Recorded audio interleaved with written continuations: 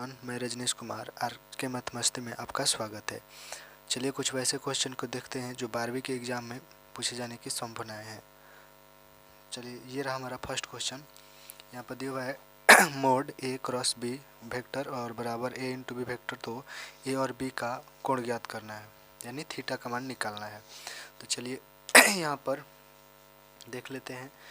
ये A cross B और mod में और दोनों पर वेक्टर है, बराबर है किसके, A into B vector into B vector के बराबर है। तो अब इसका सूत्र होता है ए क्रॉस बी और मोड में ए क्रॉस बी का सूत्र होता है A vector into B vector और साइन थीटा और हो गया ये बराबर। अब ए इंटू बी मोड में इसका सूत्र होता है हमारा ए वेक्टर और इंटू मोड में बी वेक्टर कॉस थीटा, इतना दोनों का सूत्र होता है। इसका ये हो गया और इसका ये हो गया।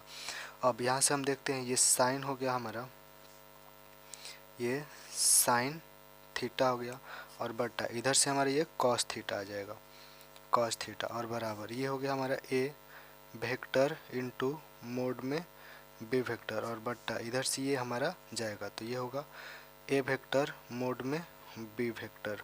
तो ये दोनों से ये दोनों कटेगा, ये साइन बट्टा कॉस ये हो जाएगा टेन थीटा और इधर हो जाएगा हमारा 1। ये टेन इधर से जाएगा तो थीटा इधर बचेगा, तो ये हो जाएगा टेन इन्वर्स 1। अब यहाँ पर थीटा जो है टेन इन्वर्स है, यहाँ पर थीटा बराबर टेन इन्वर्स बचा है, तो इसलिए थीटा का हमारा जो मान होगा पाई/4 होगा, क्योंकि टेन इन्वर्स 1 का मान पाई/4। या फिर ऐसे लिख सकते हैं थीटा बराबर 45 डिग्री। ये रहा हमारा 2 नंबर क्वेश्चन। टेन इन्वर्स √3 और माइनस सेक इन्वर्स -2, इसका मान निकालना है। तो चलिए पहले इसका हम मान निकाल लेते हैं, उसके बाद आगे बढ़ते हैं। तो ये हो जाएगा हमारा सेक इन्वर्स -2। तो सूत्र आता है एक सेक इन्वर्स माइनस थीटा, तो इसके बराबर अगर थीटा माइनस में रहे तो यहाँ पर पाई और माइनस सेक इन्वर्स थीटा हो जाता है, यानी इधर माइनस में थीटा रहे तो इधर प्लस में थीटा हो जाता है। तो चलिए इस सूत्र का हम लागू करके इसको बनाते हैं। तो ये हो जाएगा हमारा सेक, इस पर चला जाएगा तो यहाँ हो जाएगा हमारा पाई माइनस सेक और ये हो जाएगा हमारा 2, थीटा इधर माइनस में तो इधर हमारा हो जाएगा 2 और पाई हो गया और इसका मान होता है सेक पाई इन्वर्स रहेगा, यहाँ पाई बटा 2, सेक इन्वर्स 2 का मान होता है हमारा 2 पाई/3, इतना होता है। तो यहाँ पर एलसीएम ले लेकर आगे बढ़ते हैं हम। एलसीएम हो गया इसका 3, तो यहाँ हो जाएगा 3 पाई,